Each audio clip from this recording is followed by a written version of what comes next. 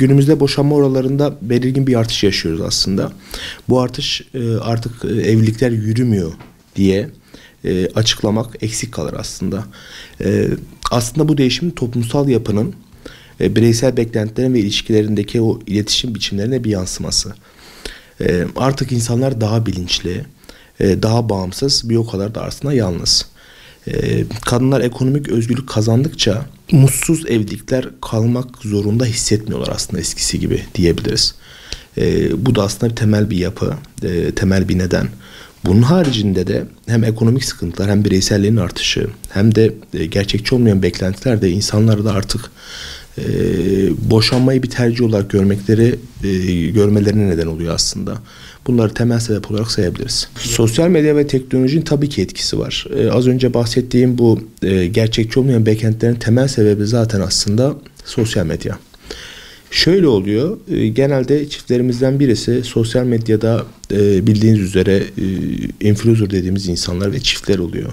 Ve onların birbirleriyle olan ilişkileri aslında gerçekçi olmayan ilişkiler. Yapılan şeyler, işlemler, birbirleriyle konuşmaları, davranış şekilleri. Yani çok daha Pollyanna dediğimiz, çok daha böyle hayalperest bir ilişki biçimi olduğu için bunu gören erkek veya kadın fark etmez. Böyle bir yaşam istiyor karşısındaki eşinden. Ama ne yazık ki dediğim gibi bunlar gerçekçi olmadığı için bu sefer de bunun üzerinden şikayetler başlıyor. Kişi elde edemediği şeyi çok daha fazla böyle bir söylenmeye başlıyor. Sen neden bunu yapmıyorsun? Bak bunlar şunu yapıyor. Buraya gittiler. Şunu aldılar. Biz de neden yapmıyoruz diye. Tabii bunlara ek olarak da bunların varoluşu aynı zamanda diğer şeylerin de ortaya çıkışını tetikliyor. Mesela ekonomik zorluklar.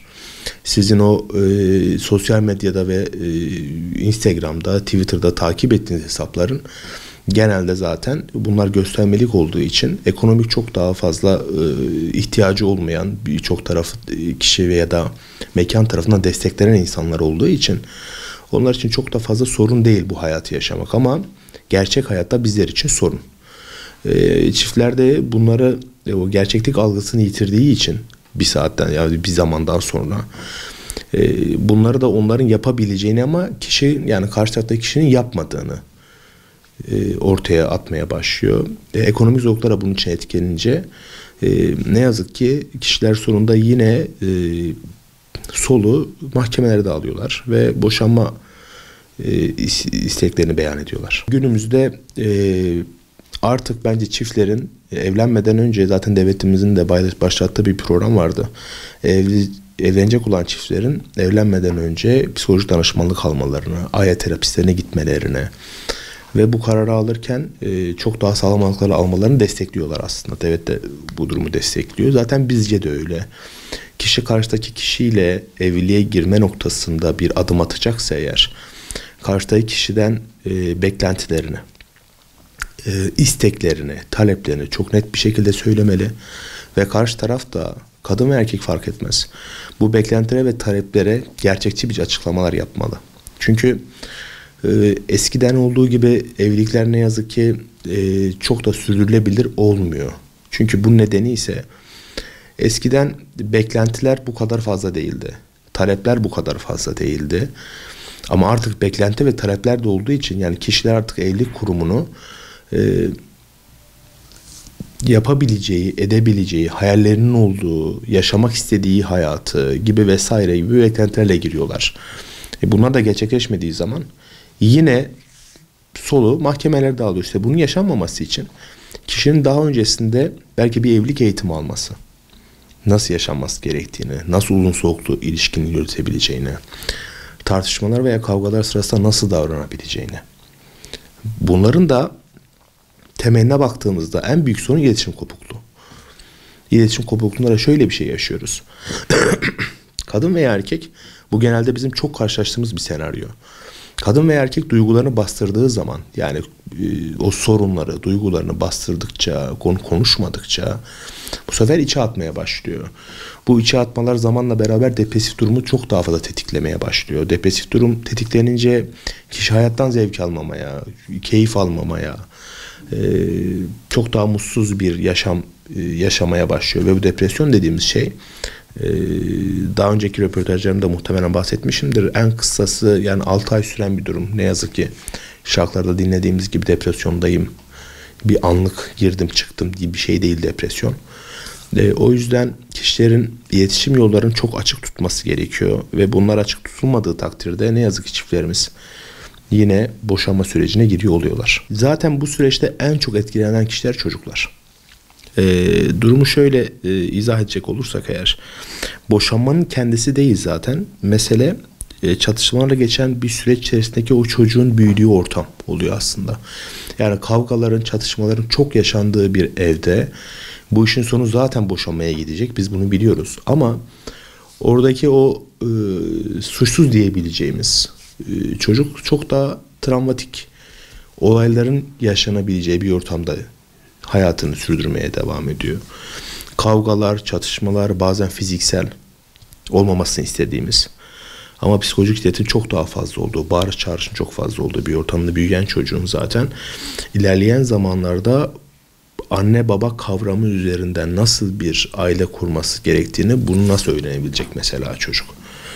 Burada çok büyük kırılmalar yaşıyoruz.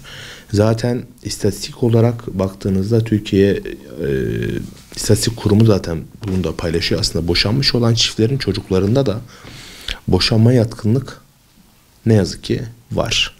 Çünkü bu öğrenimiz, çaresizlik dediğimiz bir duruma başvuruyor aslında. Çocuk diyor ki zaten benim annem babam da boşandılar. Yani boşanma kelimesi çok kötü bir durum. Çünkü boşanmada durum gerçekleşti ama siz boşanmadan önce ilişkiye değer vermiyorsunuz. İlişkiyi büyütmüyorsunuz. Buradan şuna da girebiliriz. Aslında yıl itibariyle kadınların ekonomik gücünün kazanması, yani kazanılması aslında iyi bir şey. Evet, kadınlar da ekonomiye girsin, çalışsınlar, kazansınlar ama bu süreç aslında bize bunu da getirdi. Kadınlar artık kendilerine evliliğe emek vermek zorunda hissetmiyorlar. Bu emek vermek de şuna getiriyor bizi aslında. Kadınlar zorlandığı noktada ben zaten kendi paramı kazanabiliyorum. Bu evliliği sürdürmeye çok fazla gerek yok deyip kesip atıyorlar. Bakın, bir evliliğin içerisinde şiddet yoksa, şiddet varsa zaten boşanılmalı bu arada. Hiçbir şekilde kabul edilemez.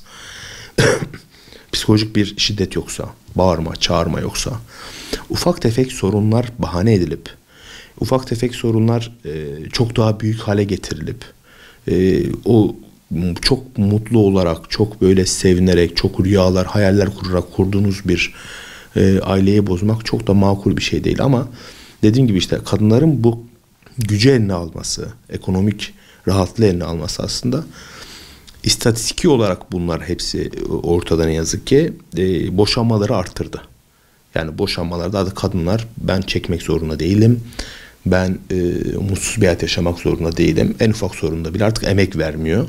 Emek vermediği için de iki tarafta, bu erkekler için de aynı şekilde bu arada, emek vermediği için ne yazık ki yine sonuç aile mahkemeleri oluyor ve boşanmalardaki artış ne yazık ki önlenemiyor. Yapılacak olan çalışmalar aslında az önce bahsettim. Yani evlilik öncesi kişilerin kesinlikle bir danışmanlık alması gerekiyor. Yani artık yıl olmuş 2025, teknoloji ve bilim çağındayız. Teknoloji ve bilim çağında olmamızın da bize getirdiği en büyük avantaj bu. Kişinin beklentilerini bilerek bilinçli bir şekilde adım atması gerekiyor. Yani işte o ufak küçük tartışmaları büyütmeden, karşıdaki kişiye verdiği değer ve sevgi eğer çok fazlaysa, bunlar için emek vereceğini düşünüyorsa, bunlara katlanacağını düşünüyorsa kişi zaten böyle bir yola gitmeli. Ama bunları düşünmüyorsa zaten ilk baştan yollar zaten hiç birleşilmemeli. Çünkü boşanmak aynı zamanda dediğim gibi yani az önce toplumu çok daha büyük bir kara deliğe durmadan eviriyor. Daha sağlıksız kişiler, daha sağlıksız insanlar yetişmeye başlıyor. Çiftlere buradan en büyük ama en büyük tavsiyem az önce dediğim gibi iletişim. İletişimin dışında bizim çiftlere önereceğimiz hiçbir şey yok aslında. Tabii ki psikolojik destek almak çok önemli. Tıkandığınız yerde kesinlikle bir ruh sağlığı uzmanına başvurun. Çünkü eskiden bildiğiniz üzere genelde ruh sağlığı uzmanlarına başvurulmak toplum tarafından çok ayıp sanır bir durumdu. Ama şu an öyle değil. Gerçekten bize başvuran çiftlerimizde bir de sorun büyümeden bu olmalı. Yani en son noktada biz psikoloğa gidelim denmemeli. Sorun daha çok küçükken baktınız ki ailenizde biraz çatırdama var, ilişkinizde bir kopukluk var, iletişim noktasında zorlanmaya başlıyorsunuz. Bu noktada bir uzmana başvurursanız eğer, en azından o iletişim yönü, yani bizim için hayati damar dediğimiz iletişim noktasında bir açma, belki sizin tekrardan konuşmaya, anlaşılmaya ihtiyacınız olduğu anda o uzmanın dokunuşu belki de sorunlar büyümeden çok daha küçükken bu işi çözecek ve sizin aileniz kurtulacak. Onun için çiftler dediğim gibi iletişim yoldan açık tutsunlar ama kandıkları noktada kesinlikle bir uzmandan yardım alsınlar. Az önce o bahsettiğim gerçekçi olmayan beklentiler noktasında da yine çiftlerimize önerim. Çok internetteki yaşanılan ailelere çok özenilmemesi noktasında, internette yaşanılan yaşamlara çok özenilmemesi noktasında onlara bir şeyim olacak. Hükümet olarak yanlış değilsem 2025 yılı aile yılı olarak seçildi. Zaten bu yıl kendileri şey yapıyorlar, birçok noktada ailelerin, yani aile kurulması, işte çocuklar sayısının artırılması noktada çok fazla destekleri var. Hükümetin yapacağı şey de bence her aileye, yani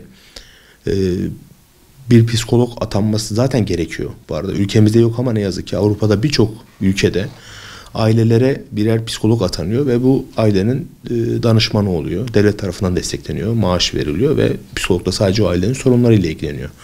Sadece sorunlarıyla değil, çocuklarıyla da ilgileniyor aynı zamanda.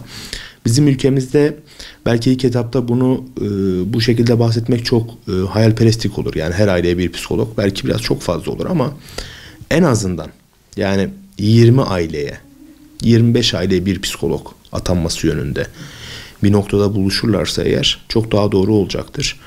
Ve bu bizim ülkemizdeki bu boşanma sayısında emin olun, yani ilk yıl uygulandıktan sonra bir istatistik olarak farkını çok fazla göreceklerdir zaten.